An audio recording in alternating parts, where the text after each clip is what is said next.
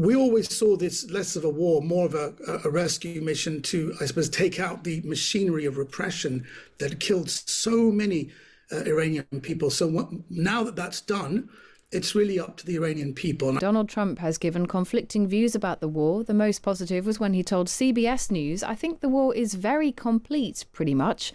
But later his statements made clear it isn't finished yet. It's the beginning of building a new country, but they have no Navy, they have no Air Force, they have no anti-aircraft equipment. It's all been blown up. They have no radar, they have no telecommunications, and they have no leadership. It's all gone. So, you could look at that statement. We could call it a tremendous success right now as we leave here. I could call it, or we could go further, and we're going to go further. The president was asked for a more of a specific answer for when the war would be over.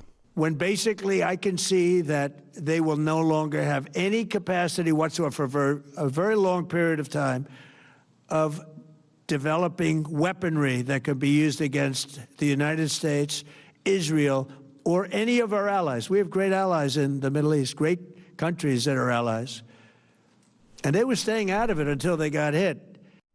The writer and actor Omid Djalili is of Iranian descent. He's been a passionate advocate of the right of the Iranian people to determine their own future on this programme and elsewhere. He joins us now. Omid, morning to you.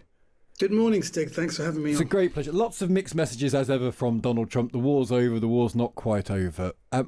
You care very deeply about the fate of the people in Iran. How do you feel this morning?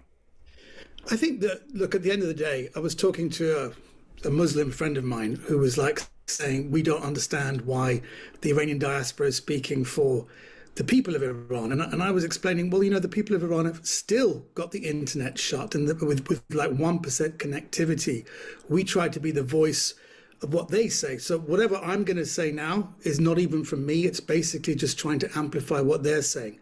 I think the main feeling here is this job is not done until this regime go. It was always meant to be some kind of rescue mission. And people say, right now, there are so many Western sections of society who are shouting us down. I've just posted something about a British woman telling a bunch of Iranians at a demonstration, it's all lies. Everything you hear is lies. So Iranians' lived experience is being downplayed. And I think this whole thing is that Iranians say, look, people say, can't you take everything in your own hands? And they say, yes, we did. We tried. We had an opportunity to have a protest. They killed 40,000 of us. We think that if there's no other solution, and if anyone dies, this is not on the people supposedly trying to liberate us, whatever their intentions are. This is on the Islamic Republic of Iran. And they have questions.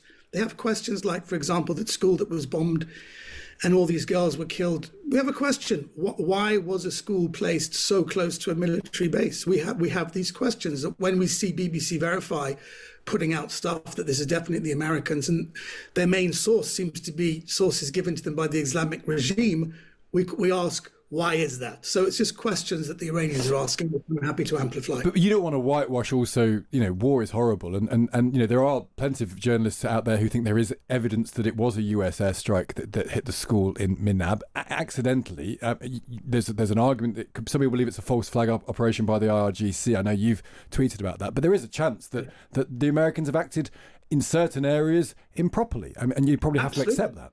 We have to accept that, absolutely. And by the way, there's nobody more anti-war than me. This is the fog of war. We don't know, but these are questions people are asking because we've had history with this regime. Before the Islamic regime came into existence, there was a famous event called the Cinema Rex, terrible arson attack where doors were shut and 300 people were killed on an arson attack. And everybody was saying, oh my God, how can the Shah do this? How terrible is this? Then the Iranians found out a little while later that it was Islamic extremists who were just trying to work on behalf of the people coming in power. There was also the Ukrainian flight PS-752 where 176 people were killed, shot down by 2 IRGC missiles. And for many days, the IRGC was saying, this is America. America did this.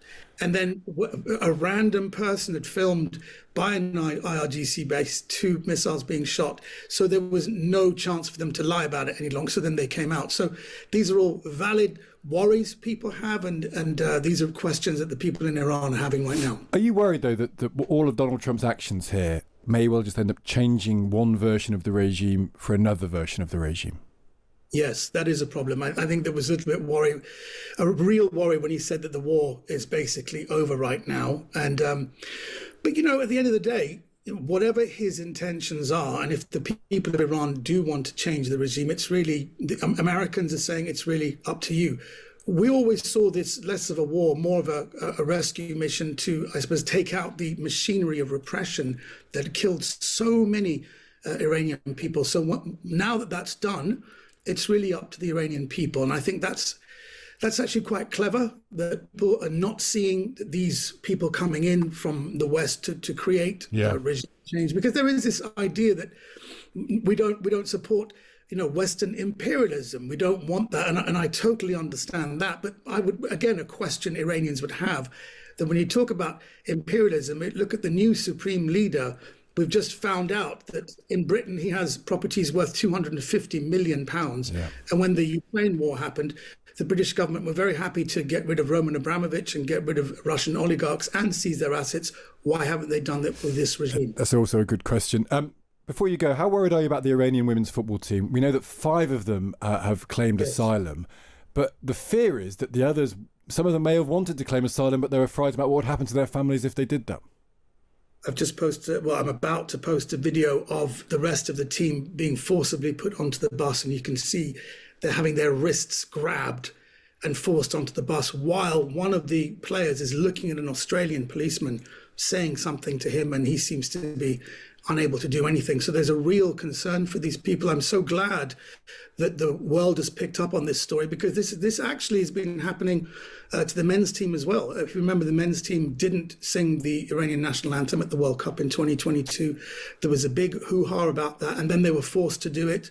There's a lot of forcing and repression going on that people are only beginning to see now. So all I can say, I'm glad it's a major, huge news story, and we are genuinely worried for their safety, because if they go back, there is no question something terrible is going to happen to them. Well, hang in there. I would like to speak to you again as we keep going through this, and hopefully at some point we'll be having a good news conversation at some stage. Thank you. Cheers. That's Omid Djalili there, the writer and actor.